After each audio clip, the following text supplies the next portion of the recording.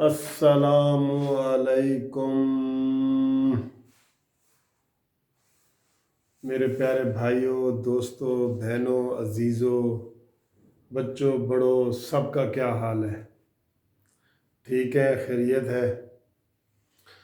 آج میں آپ کے سامنے یہ جو آج صبح سے ایک امن منصوبہ، مسلمانوں کے لیے امن منصوبہ جو امریکی صدر ڈونلڈ ٹرمپ نے بیان کیا ہے، اس کے اوپر اظہار خیال تھوڑا سا کرنا چاہ رہا ہوں، کیونکہ یہ ڈائریکٹ مسلم امہ کے لیے ایک چیز آئی ہے اور اس کے اوپر گفتگو کرنا میں ضروری سمجھتا ہوں۔ دوستو، آپ کو یہ ایک بات بتاؤں کہ ڈونلڈ ٹرمپ کا الیکشن کا سال جا رہا ہے۔ ڈونلڈ ٹرمپ نے اچانک ہی صبح اٹھتے ہی اس کی آنکھ کھلی اور اس نے اعلان کر دیا کہ میں نے جی اسرائیل اور فلسطین کا مسئلہ حل کر دیا۔ نہ فلسطینیوں سے کوئی رابطہ کیا گیا، نہ محمود عباس جو فلسطین کے صدر ہیں ان سے رابطہ کیا گیا، نہ وہاں پہ حماس کے جو صدر ہیں ان سے رابطہ کیا گیا، اور یک طرفہ طور پہ اعلان کر دیا گیا کہ میں نے جی فلسطین اسرائیل امن منصوبہ بنا دیا ہے اور یہ ہے، اور انہوں نے اناؤنس بھی کر دیا۔ اور اناؤنس کیا کیا؟ انہوں نے اناؤنس یہ کیا کہ جناب یہ جو یروشلم ہے، بیت المقدس ہے، یہ رہے گا اسرائیل کے پاس، اور جو اس کا کوئی دوسرا مشرقی حصہ ہے ایسٹ والا وہ رہے گا فلسطین کے پاس۔ تو دوستو، یہی تو جھگڑا تھا شروع دن سے فلسطینیوں کے کہ وہ بیت المقدس نہیں دینا چاہ رہے تھے۔ وہ بیت المقدس کو انہوں نے پہلے اسرائیل کا دیکھے نا جی، کتنی بری بات ہے۔ اسرائیل کا دارالخلافہ ہے تل ابیب، ٹھیک ہے؟ تو سب سے پہلے غنڈہ گردی کی امریکہ نے تل ابیب سے اپنا سفارت خانہ منتقل کر دیا یروشلم۔ یہ آپ سمجھیں تھوڑا سا اس کو، یروشلم کر دیا، اور اس نے سارے یورپین اور دوسرے ملکوں کو کہا کہ اپنا دارالخلافہ ادھر بناؤ۔ بھئی جب اسرائیل کا پہلے دن سے دارالخلافہ تل ابیب آ رہا ہے تو وہاں یروشلم میں بیت المقدس میں جانے کی ضرورت کیا ہے؟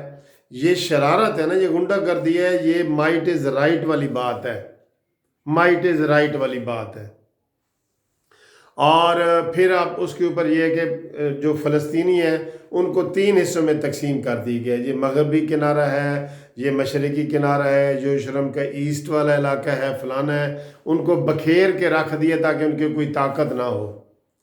100 بندہ ہو نا، 100، 33 ادھر کر دیے، 33 ادھر کر دیے، اور 33 ادھر سڑک کے پار کر دیے، نہر کے پار، غزہ پٹی جو ہے ان کی نہر کے پار کر دیے، تاکہ یہ 100 بندے آپس میں اکٹھے نہ ہوں۔ اب اس منصوبے کو کون عمل کر سکتا ہے؟ اس منصوبے کو کون جناب مان سکتا ہے؟ اور میں آپ کو مزے کی بات بتاؤں، آپ کو کچھ لوگوں کو افسوس بھی ہوگا کہ اس منصوبے کو سب سے پہلے سعودی عرب نے تسلیم کیا ہے۔ ابھی امریکہ کی آدھا منہ کھلا تھا، آدھی زبان میں تھا یہ منصوبہ، تو سعودی عرب نے کہا مان گئے بھئی، مان گئے۔ اور دوسرا ملک ہے UAE، جو بالکل یہ دونوں ملک، امریکہ کہتا ہے کہ یہ دونوں جو ملک ہیں نا، ادھر میرا دوسرا گھر ہے۔ سعودی عرب نے یہ نہیں سوچا کہ یہ مسلمانوں کا مسئلہ ہے، یہ امریکیوں کا مسئلہ نہیں ہے۔ یہ تو OIC آتی، اس میں وہ فریق بنتی، ان سے مذاکرات کرتے، سب سے مذاکرات کرتے۔ تو سب سے پہلے جو ہے نا سعودی عرب نے کہا جی ہم اس کو تسلیم کرتے ہیں۔ جو امریکہ ٹرمپ نے دیا ہے نا وہ بڑا ہی بہترین منصوبہ ہے۔ تو یہ افسوس والی بات ہے نا کہ مسلمانوں کا قبلہ ہم اپنے آپ کو سعودی عرب کا کہتے ہیں، اور سعودی عرب اتنا زیادہ امریکہ کے نیچے لگا ہوا ہے کہ ابھی اس کی آدھی زبان منہ سے نکلتی ہے تو وہ فوراً اس کو جو ہے نا تسلیم کر لیے دیتا ہے۔ اور سعودی عرب نے عمران خان کو منع کیا تھا کہ آپ ملائیشیا نہیں جائیں گے اور اس کے نہیں ملیں گے، کانفرنس میں نہیں جائیں گے، اور عمران خان نہیں گیا۔ اور اب اس کے اوپر مسلم امہ کیسے تقسیم ہوئی ہے میں آپ کو بتاؤں کہ سعودی عرب UAE ایک طرف ہے، اور طیب اردگان ترکی کے صدر، اور ایران کے صدر، انہوں نے کہا جی کہ ہم یہ منصوبہ نہیں مانتے، یہ قابل عمل ہے ہی نہیں۔ اور پھر سب سے اہم بات جو ہے، جو فلسطین کے صدر ہیں، انہوں نے کہا جی کہ میں اس منصوبے کو 1000 مرتبہ مسترد کرتا ہوں، مسترد کرتا ہوں، مسترد کرتا ہوں۔ تو پھر یہ پھر سعودی عرب کو ماننا بنتا ہے؟ جب فلسطینی کہہ رہے ہیں کہ ہمیں یہ منصوبہ نہیں منظور، تو سعودی عرب کو منظور ہے بھی صحیح، تو اس کا کیا فرق پڑتا ہے؟ اور ہماری جو پاکستانی سرکار ہے نا، اس کا تو سر کہیں نہ 3 میں ذکر ہے نہ 13 میں ہے۔ ایران نے اپنی پالیسی بتا دی، ترکی نے اپنی پالیسی بتا دی کہ ہم اور فلسطین نے اپنی پالیسی بتا دی کہ ہم اس کو نہیں مانتے، ٹرمپ کے اس منصوبے کو نہیں مانتے، یہ صرف سیاسی پکھنڈ ہے، وہ صرف یہودیوں کو خوش کرنا چاہتا ہے۔ جبکہ سعودی عرب اور UAE چونکہ وہ امریکہ کے بہت زیادہ پٹھو بنے ہوئے ہیں، امریکہ کے نیچے لگے ہوئے ہیں، انہوں نے فوراً اس کو مان لیا ہے۔ اور پاکستان نہ 3 میں ہے نہ 13 میں ہے، اتنی جرت نہیں پاکستان کی کہ جناب یہ کچھ کریں۔ ہم جی اس میں ثالثی کا کردار ادا کریں گے اور مذاکرات ہونے چاہیے، اور ایف اینڈ بٹ لگا کے ساری باتیں کر رہے ہیں۔ بھائی تم کلیئر پالیسی دو، اگر تم ساورن ملک ہو، اگر تم انڈیپینڈنٹ ملک ہو تو پالیسی دو۔ لیکن انڈیپینڈنٹ ملک کدھر ہے سر؟ ایسے ہی میں زور لگا رہا ہوں۔ ترکی اور ملیشیا تو عمران خان جا نہیں سکا، اس کو چونکہ منع کیا امریکہ نے، اور امریکہ کے ذریعے سعودی عرب نے۔ تو انڈیپینڈنٹ، ہم تو انڈیپینڈنٹ نہیں ہیں سر، ہم انڈیپینڈنٹ نہیں ہیں، یقین کرو ہم انڈیپینڈنٹ نہیں ہیں۔ اور میں ایک بات بار بار دوستوں کو کہہ رہا ہوں، دوستو، امریکہ نے اپنا بندہ ڈاکٹر معید ہمارے ایٹمی اثاثوں کے اوپر بٹھا دیا ہے، اس کے اوپر توجہ دو۔ یہ بیچ میں ضمنی بات آ گئی ہے، لیکن مجھے سارے دوست کہتے ہیں جی کہ آپ رٹ کریں یہ وہ۔ میں کہہ رہا ہوں کہ اس کے اوپر عوام آواز اٹھائے کہ ایک امریکی ڈاکٹر معید کو پاکستان کے ایٹمی اثاثوں کا مشیر کیوں بنایا گیا، اس کے اوپر آواز اٹھاؤ، آواز اٹھاؤ۔ تو بات یہ ہو رہی تھی فلسطین کی، تو جب ایک فلسطین کو ہی ایک جو ہے نا وہ منظور نہیں ہے منصوبہ، تو ہم کون ہوتے ہیں، یا سعودی عرب کون ہوتا ہے کہ یہ بات کرنے والا؟ ٹھیک ہے، سعودی عرب کو بات ایسے فوراً نہیں ماننی چاہیے تھی امریکہ کی، کیونکہ سعودی عرب کو بڑے مسلم ممالک فالو کرتے ہیں۔ ہمارا قبلہ ہمارا روحانی قبلہ و کعبہ، مکہ مدینہ، سب کچھ۔ تو سعودی عرب کو تھوڑی سی نرم پالیسی اپنانی چاہیے، انڈیپینڈنٹ پالیسی اپنانی چاہیے، اور وہ سب کی نمائندگی کرے۔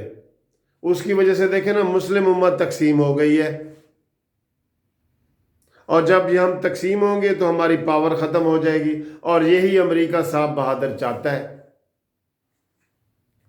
تو آپ میرے قانونی ٹی وی چینلز کے ویورز، آپ بتائیں کہ کیا سعودی عرب کو وہ منصوبہ ماننا چاہیے جو فلسطینی نہیں مان رہے، جن کا مسئلہ ہے؟ اب جیسے کشمیر کا مسئلہ ہے، ہمارا انڈیا اور پاکستان کا مسئلہ ہے کشمیر کا، انڈیا اور پاکستان مان جائے، کشمیری نہ مانے، تو وہ مسئلے کی کوئی اہمیت ہے؟ نہیں ہے نا، وہ اہمیت نہیں ہے۔ اس لیے اس جو امن منصوبہ اسرائیل فلسطین امن منصوبہ کو ہم مسترد کرتے ہیں، اور ہم کہتے ہیں پاکستان اپنی واضح پالیسی دے، اور واضح پالیسی اپنی پاکستان ملیشیا، ترکی، ایران کے ساتھ ملائے۔ ہمارے پڑوسی ملک بھی یہی ہیں، ترکی ہمارا پڑوسی ملک ہے، ایران ہمارا پڑوسی ملک ہے، تو ہم پڑوسیوں کے چھوڑ کے تو دوسری طرف چلے جائیں۔ بیت المقدس جو ہے ہمارا قبلہ اول ہے، ہمارا قبلہ اول ہے بیت المقدس۔ اگر ہم خانہ کعبہ میں جاتے ہیں تو وہاں ہمیں اگر 1,00,000 نمازوں کا، ایک نماز جو پڑھتے ہیں اس کا 1,00,000 نمازوں کا ثواب ملتا ہے، تو اگر بیت المقدس میں ہم نماز پڑھیں گے تو 50,000 نمازوں کا ثواب وہاں بھی ملتا ہے۔ اور حضور صلی اللہ علیہ وسلم نے فرمایا کہ کوئی آدمی بھی اسپیشل اگر کوئی سفر کرے کسی مقدس مقامات کا تو وہ یہ دو مقامات سب سے اہم ہے جن کے سفر کرنے کے اوپر آپ کو ثواب ہے، اجر ہے، اور اس کا آپ زیادہ اچھے طریقے سے اجر ثواب سفر کر سکتے ہیں ان کے لیے خصوصی طور پہ بیت اللہ شریف، خانہ کعبہ اور بیت المقدس، ان دو کے بارے میں فرمایا گیا ہے۔